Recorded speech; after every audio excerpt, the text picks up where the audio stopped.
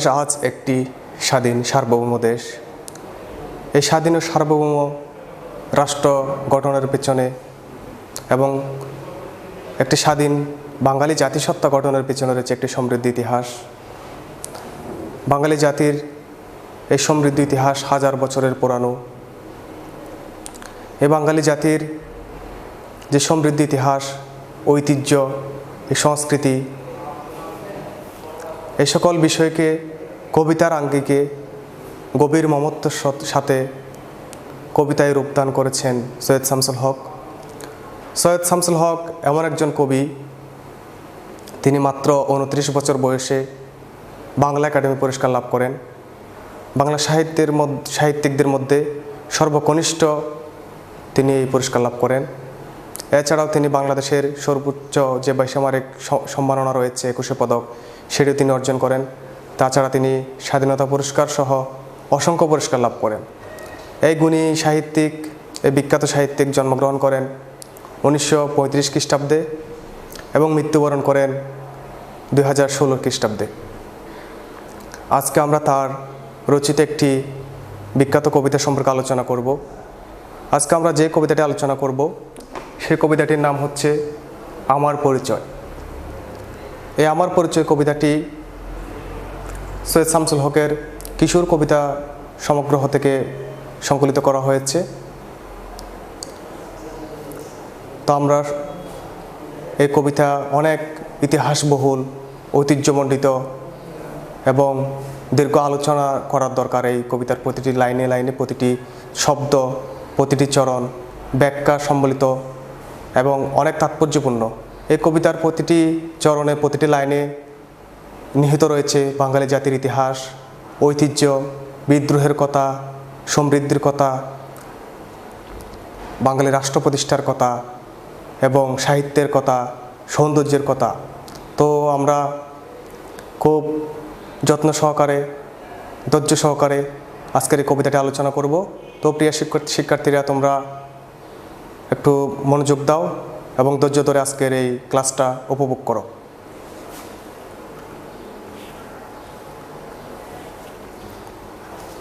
আমি জন্মেছি বাংলায়, আমি বাংলায় কথা বলি, প্রথম লাইন। আর কবিতার হেডিং যেটা, কবিতার নামটা হচ্ছে আমার পরিচয়। এখানে আমার পরিচয় বলতে বাংলাদেশের পরিচয়, এদের স্বাধীন সার্বভৌম রাষ্ট্র, এই রাষ্ট্রের পরিচয়, এই রাষ্ট্রের উৎপত্তি কীভাবে, এই রাষ্ট্র কীভাবে আসলো তার বর্ণনা। আমি জন্মেছি বাংলায়, আমি বাংলায় কথা বলি, আমি এই বাংলার আলপথ দিয়ে হাজার বছর চলি।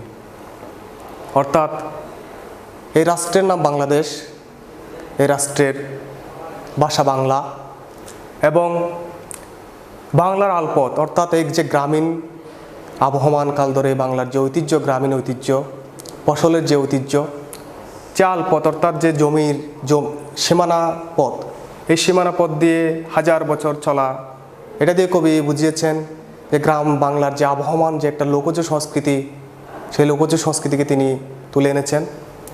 পলিমাটি কোমলে আমার চলার চিহ্ন পেলে, 13শত নদী সুদায় আমাকে কোথা থেকে তুমি এলে।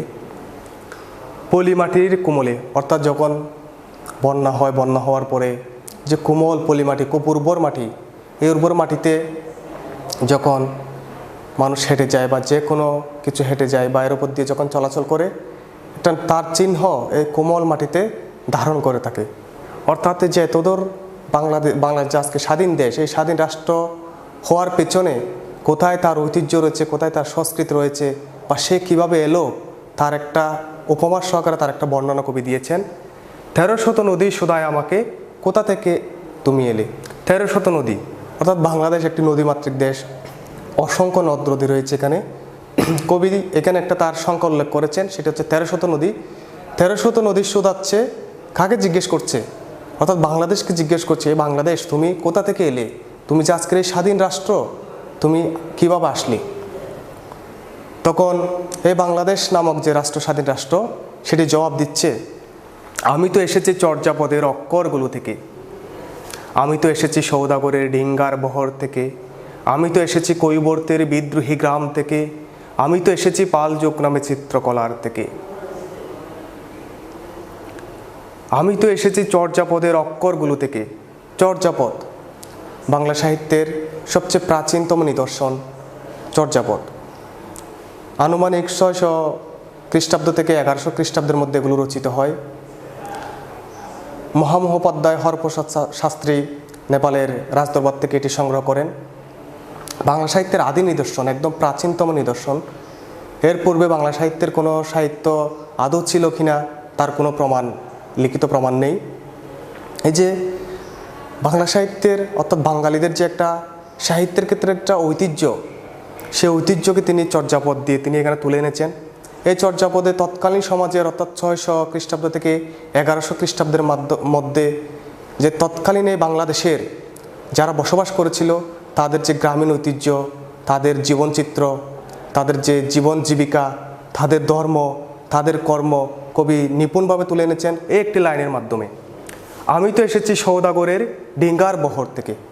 অর্থাৎ এখানে যে মধ্যযুগ, বাংলা সাহিত্যের যে মধ্যযুগ রয়েছে, সেই মধ্যযুগের যে ধর্মকে উপজীব্য করে, ধর্মকে প্রাধান্য দিয়ে যে আখ্যানগুলো রচিত করা হতো সেগুলো হচ্ছে মঙ্গল কাব্য নামে পরিচিত। সেই মঙ্গল কাব্যের একটি উল্লেখযোগ্য গুরুত্বপূর্ণ চরিত্র হচ্ছে সওদাগর, চাঁদ সওদাগর, যিনি কেন্দ্রীয় চরিত্র। এই মঙ্গল কাব্যে যেমন আমাদের যে সর্পদেবী মনসামঙ্গল, সে মনসামঙ্গলের কথা রয়েছে। চাঁদ সওদাগর সে বাণিজ্য করত এবং সে একটি অন্যতম চরিত্র। সে চাঁদ সওদাগরের বাণিজ্যের কথা, ডিঙ্গার বহর, অর্থাৎ সে যে বাণিজ্য করতে যেত নদীপথে, তৎকালীন সময় যাতায়াতের মাধ্যম ছিল নদীপথ। অর্থাৎ এই যে বাঙালি জাতি, আমরা জানি কৃষিপ্রধান দেশ এবং এদেশের মানুষের অধিকাংশ মানুষের আরেকটি প্রধান পেশা হচ্ছে ব্যবসা। অর্থাৎ যে ব্যবসায়িক একটা ঐতিহ্য রয়েছে বাঙালি জাতির, যে একটা ব্যবসায়িক চিন্তা চেতনা, ব্যবসায়িক একটা ধারা রয়েছে, সেই ব্যবসায়িক ঐতিহ্য বোঝাতে তিনি মধ্যযুগের যে মঙ্গল কাব্যের অন্যতম চরিত্র চাঁদ সওদাগরকে তিনি এখানে উপমা হিসেবে নিয়ে এসেছেন। আমি তো এসেছি কৈবর্তের বিদ্রোহী গ্রাম থেকে। এখানে একটি বিদ্রোহের বলা হচ্ছে কৈবর্ত বিদ্রোহ। এটি যে বাংলাদেশের যে ইতিহাস রয়েছে, অতীত ইতিহাস, ওই ইতিহাসের একটি প্রাচীনতম বিদ্রোহ, প্রধান বিদ্রোহ কৈবর্ত বিদ্রোহ। অর্থাৎ কৈবর্ত হচ্ছে জেলে সম্প্রদায়। এটি আনুমানিক 1077 খ্রিস্টাব্দে সংঘটিত হয়েছিল। অর্থাৎ তখন চলছিল পাল আমল। পাল আমলের যে রাজা ছিল মহিপাল, সেই মহিপালের চাকর ছিল হচ্ছে কৈবর্তরা। সেই কৈবর্ত বিদ্রোহের যে নেতৃত্ব দিচ্ছিল নেতা হচ্ছে দিব্য বা দিবুক। সে দিব্যর নেতৃত্বে এই বিদ্রোহটা হয়েছিল, যেটা ইতিহাসে কৈবর্ত বিদ্রোহ নামে পরিচিত। অর্থাৎ বাঙালি জাতির যে একটা প্রতিবাদী চেতনা, একটা বিদ্রোহী মনোভাব, অর্থাৎ কোনো কিছু অন্যায় ও বিচারকে সহজে মেনে না নেওয়ার যে একটা মানসিক প্রবৃত্তি, যে চিন্তা চেতনা, সেটাকে কবি তুলে ধরেছেন এই বিদ্রোহের উপমায়। আমি তো এসেছি পাল যুগ নামে চিত্রকলার থেকে। পাল যুগ আমরা জানি বাঙালি জাতি দীর্ঘ 2000 বছর ধরে যে একটা পরাধীনতার শৃঙ্খলা আবদ্ধ ছিল। অর্থাৎ যুগে যুগে বিভিন্ন শাসক গোষ্ঠী, বিভিন্ন সম্প্রদায় এ বাংলাদেশকে শাসন করেছে, শোষণ করেছে। তেমনি একটি শাসক গোষ্ঠী ছিল পাল যুগ, পালেরা, যাদের শাসন কার্য ছিল 750 খ্রিস্টাব্দ থেকে 700 থেকে 1050, আনুমানিক 400 বছর তাদের একটা রাজত্বকাল ছিল। এই যে পাল বংশের যে প্রথম রাজা গোপালের ক্ষমতা রাজ্য দখলের মাধ্যমে, রাজ্য অভিষেকের মাধ্যমে তাদের পাল যুগের সূচনা হয়। পাল যুগে শিল্প সাহিত্যের অসামান্য অবদান হয়েছিল। শিল্প সাহিত্যকে তারা খুবই গুরুত্ব দিত এবং তাদের উল্লেখযোগ্য একটি বৈশিষ্ট্য ছিল চিত্রকলা। অর্থাৎ তারা চিত্রকে প্রাধান্য দিত। তারা তাদের সেই পাল যুগের চিত্রকলার মাধ্যমে, চিত্রশিল্পের মাধ্যমে তৎকালীন যে মানুষের জীবন আচরণ, মানুষের জীবন জীবিকা, মানুষের বিশ্বাস, মানুষের কর্ম, সেটাকে কবি গভীরভাবে, একদম নিবিড়ভাবে তিনি তুলে এনেছেন। যে চিত্রকলার ঐতিহ্য, সেই ঐতিহ্যকে তিনি তুলে এনেছেন পাল যুগকে চিত্রায়িত করে। এরপর আমরা দেখতে পাচ্ছি পরের প্যারায়, এসেছি বাঙালি পাহাড়পুরের বুদ্ধবিহার থেকে। বাঙালি একটি স্বাধীন জাতিসত্তা। সেই বাঙালি জাতিসত্তা যে আজকে স্বাধীন সার্বভৌম একটি রাষ্ট্র এবং সেই রাষ্ট্রের একটা যে আমাদের পরিচয় বাঙালি জাতি, সেই বাঙালি জাতির পরিচয় দিচ্ছে আমি তো এসেছি পাহাড়পুরের বুদ্ধবিহার থেকে। পাহাড়পুরের বুদ্ধবিহার সেটা সোমপুর বিহার নামে পরিচিত। সেটি ইতিহাসে যে কয়েকটি উল্লেখযোগ্য, অর্থাৎ বড় বড় যে প্রাচীন কতগুলো মন্দির রয়েছে, বিহার রয়েছে। সেই বিহারের মধ্যে একটি উল্লেখযোগ্য বিহার হচ্ছে পাহাড়পুরের বুদ্ধ বিহার, যেটি নওগাঁ জেলায় অবস্থিত। এই পাহাড়পুর বুদ্ধ বিহারটা অবস্থিত হচ্ছে নওগাঁ জেলায়, এবং সেটা 1879 খ্রিস্টাব্দে স্যার কানিংহাম আবিষ্কার করেন, যেটা প্রতিষ্ঠিত হয়েছিল পাল যুগে। অর্থাৎ সেটা আনুমানিক যদি আমরা হিসাব করি তাহলে 777 থেকে 810 খ্রিস্টাব্দের মধ্যে যে পাল বংশের যে দ্বিতীয় রাজা যিনি ছিলেন ধর্মপাল, অর্থাৎ গোপালের পরে যিনি রাজ্য ক্ষমতায় এসেছিলেন, সে ধর্মপালের আমলে এই বিহারটি প্রতিষ্ঠিত হয়েছিল। এটা হচ্ছে যে বাঙালি জাতির একটা যে প্রত্নতাত্ত্বিক ঐতিহ্য, অর্থাৎ পুরাকীর্তির যে ঐতিহ্য, একটা যে নিদর্শন, প্রাচীনতম নিদর্শন, সেই নিদর্শনের সাক্ষী হিসাবে সেটি এখন অবস্থিত। এসেছি বাঙালি জোড় বাংলার মন্দির বেদি থেকে। অর্থাৎ এই যে বাঙালি যে আসার যে পরিক্রমা, যে ইতিহাস, যে একটা অসাম্প্রদায়িক যে রাষ্ট্র ছিল মন্দির বেদি, তাকে যে বিভিন্ন ধর্মের, অর্থাৎ যে পালেরা ধর্মে ছিল বুদ্ধ, সেন যুগ ছিল, এই যে তাদের যে ধর্মবিশ্বাস, তাদের যে ধর্মের যে উপাসনালয় মন্দির বেদি, সেই ঐতিহ্যগুলোকে তিনি তুলে এনেছেন। এসেছি বাঙালি বরেন্দ্রভূমে সোনা মসজিদ থেকে। সোনা মসজিদ, এই যেখানে যে বরেন্দ্রভূমির যে সোনা মসজিদটার কথা উল্লেখ করা হচ্ছে, সেটা হচ্ছে চাঁপাইনবাবগঞ্জে অবস্থিত, যেটা ছোট সোনা মসজিদ, সেটাকে উল্লেখ করা হচ্ছে। আর আমরা জানি বড় সোনা মসজিদটা অবস্থিত রয়েছে ভারতে। এই যে বাঙালি বরেন্দ্রভূমে সোনা মসজিদ, অর্থাৎ যখন সুলতানি আমল বলতে যে হোসেন শাহর রাজত্বকালে এই মসজিদগুলো নির্মিত হয়েছিল।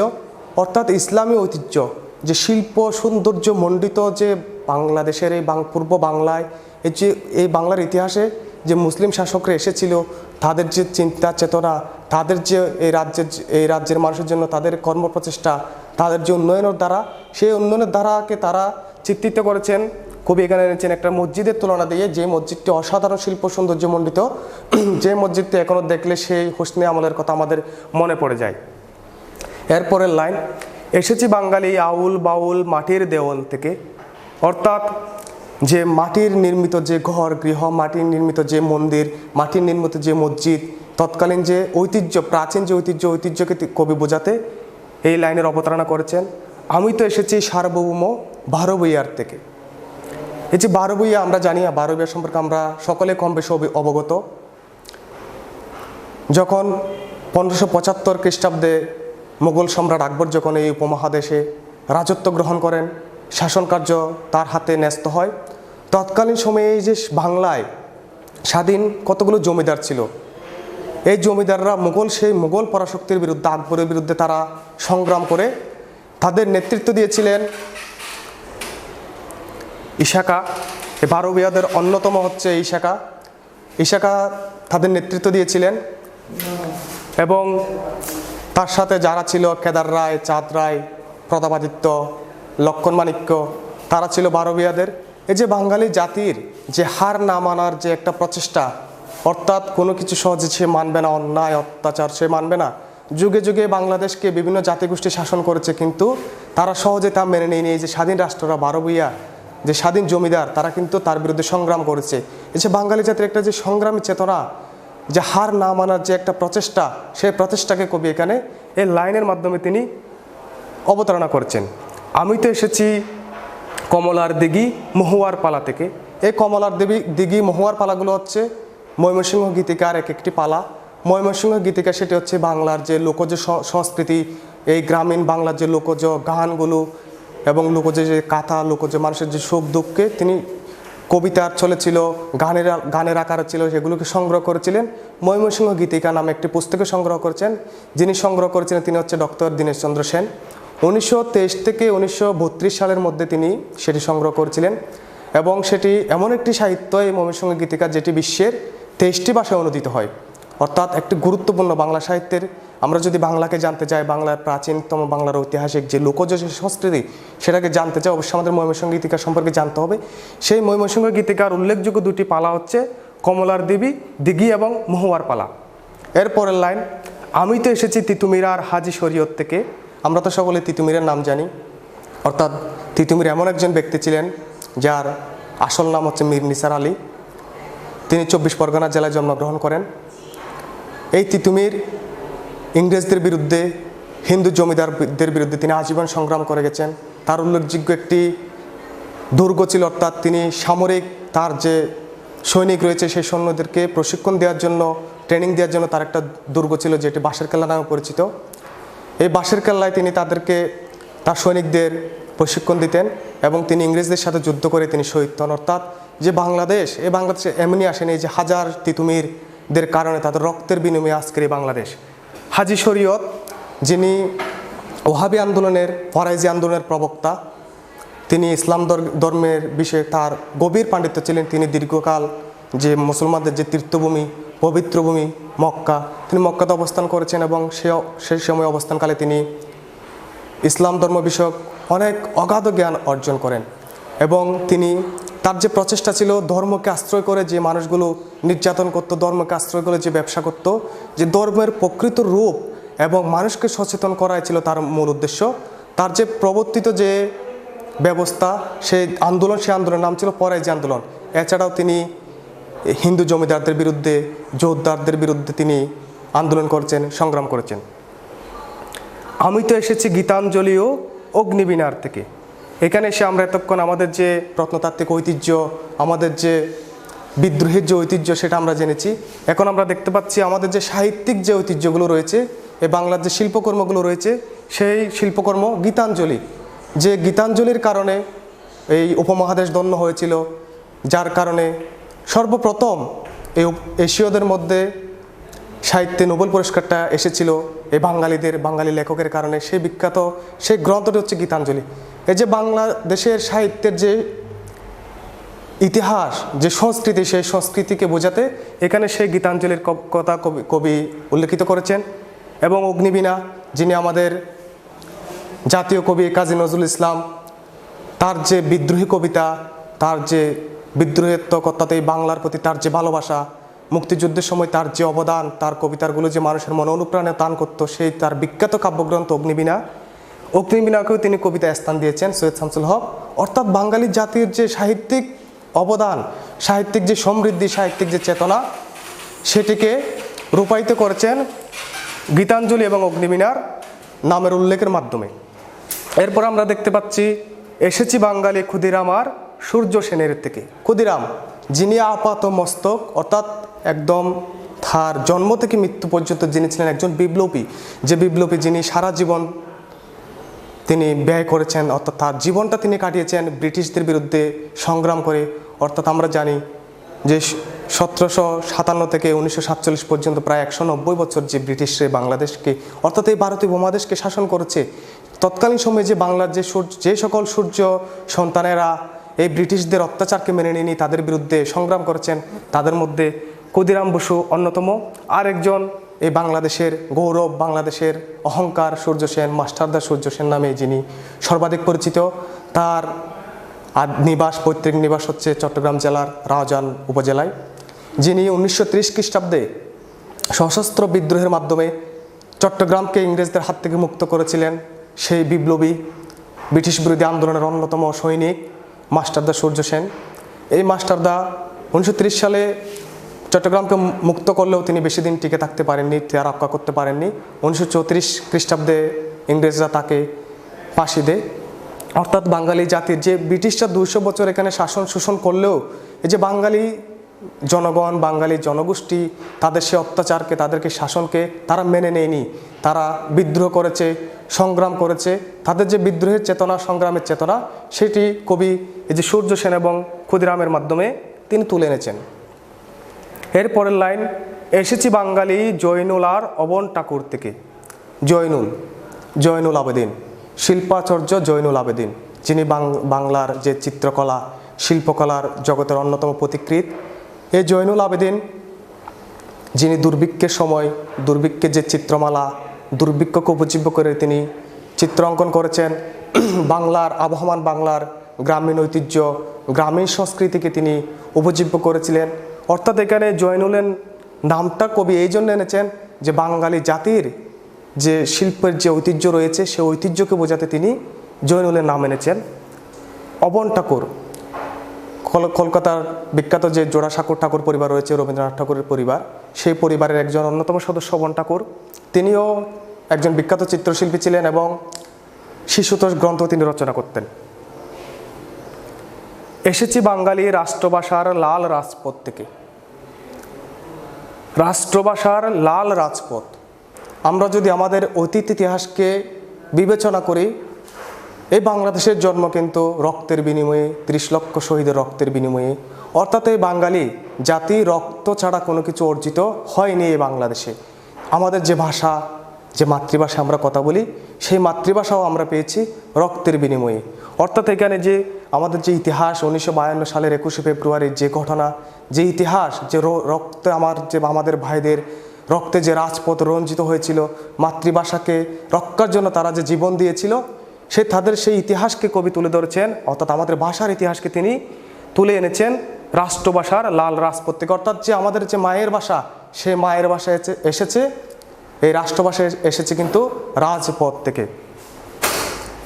এসেছি বাঙালি বঙ্গবন্ধু শেখ মুজিবুর থেকে। অর্থাৎ শেখ মুজিবুর রহমান, যার জন্ম 1920 খ্রিস্টাব্দে এবং 1975 খ্রিস্টাব্দে তিনি মৃত্যুবরণ করেন, যার অপরিসীম নেতৃত্বে, তার মেধা এবং বিচক্ষণতার কারণে, যার নেতৃত্বে এই বাঙালি জাতি পেয়েছিল স্বাধীনতার স্বাদ, যিনি বাঙালি জাতির স্বপ্নদ্রষ্টা। বাংলার যে লাল সবুজের পতাকা, এই লাল সবুজের পতাকার যিনি রূপকার, বাঙালি জাতির পিতা, যার জন্মের কারণে যে দীর্ঘ হাজার বছর যে পরাধীনতার শৃঙ্খল থেকে বাঙালি জাতি আজ মুক্ত, সেই মহান নেতার কথা, সেই মহান ব্যক্তির কথা, তার ঐতিহ্যের কথা, তার সংগ্রামের কথা কিন্তু কবি এখানে তুলে এনেছেন। এরপরের লাইনে আমরা দেখতে পাচ্ছি, আমি যে এসেছি জয় বাংলার বজ্রকণ্ঠ থেকে। জয় বাংলা, যেটি আমাদের জাতীয় স্লোগান, মুক্তিযুদ্ধকালীন সময়েও জয় বাংলা ছিল আমাদের জাতীয় স্লোগান। অর্থাৎ এটি একটি স্লোগান না, এটি একটি ইতিহাস। যে স্লোগানের কারণে পাকিস্তানের হানাদার বাহিনীদের অন্তরে ভয়ের সৃষ্টি হতো, যে স্লোগানের, যে জয় বাংলা স্লোগানের মাধ্যমে 1971 সালে এই বাংলার অলি গলি রাজপথ মুখরিত থাকতো। যে জয় বাংলা একটি জাতিকে ঐক্যবদ্ধ করেছিল এবং সেই জাতি ঐক্যবদ্ধ হয়ে তাদের বিজয় ছিনিয়ে এনেছিল। তার যে রাজনৈতিক একটা যে ঐতিহ্য, সেই ঐতিহ্য বোঝাতে এখানে জয় বাংলা স্লোগানকে তিনি এনেছেন।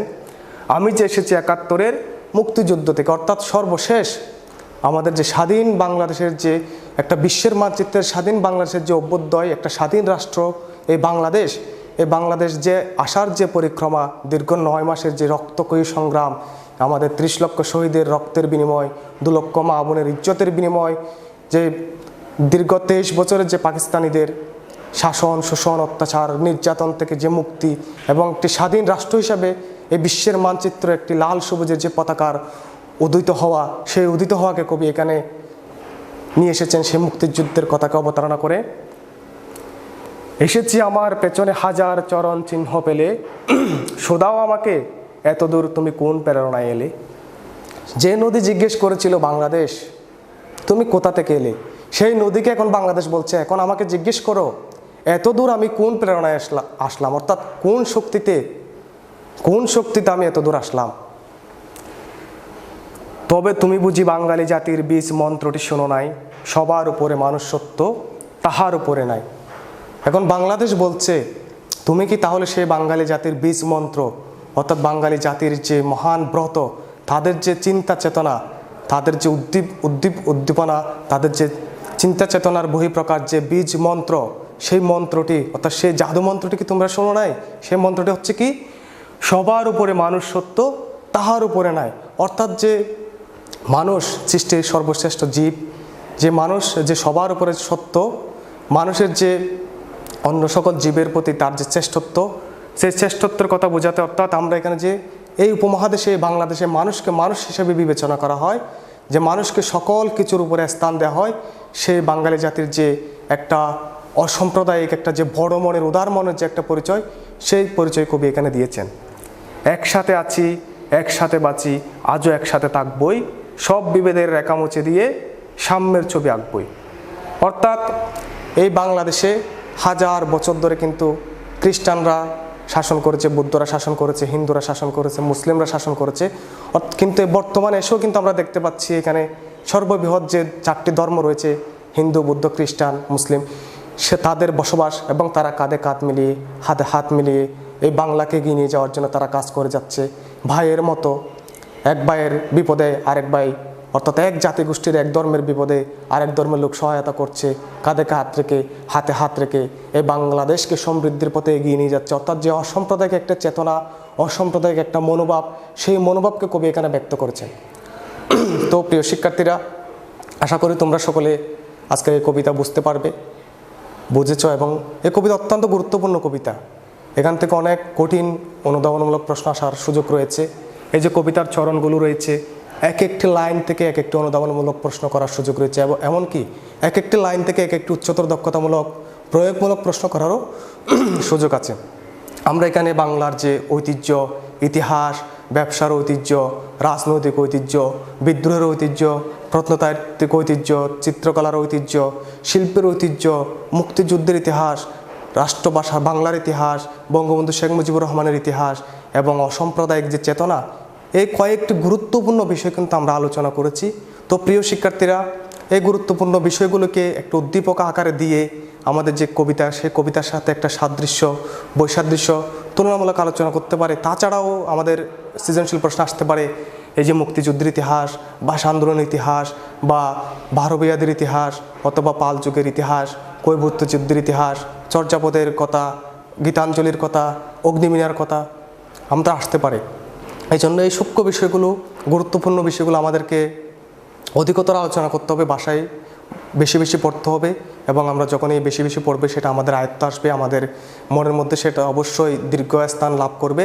এবং সেটা যদি আমাদের মনে থাকে, আমাদের মাথায় থাকে, আমরা অবশ্যই সেটা যে আমাদের যে একটা গুরুত্বপূর্ণ যে আমাদের যে প্রশ্নগুলো হবে, পরীক্ষায় যে প্রশ্নগুলো আসবে, তার একটা যথার্থ উত্তর, একটা যথাযথ উত্তর আমরা তৈরি করতে সক্ষম হবো এবং উত্তর দিতে সক্ষম হব, এবং আমরা একটা ভালো রেজাল্ট করতে পারবো, এই আশাবাদ ব্যক্ত করছি। তো প্রিয় শিক্ষার্থীরা, সকলে ভালো থাকো, সুস্থ থাকো, নিরাপদে থাকো। সকলকে ধন্যবাদ।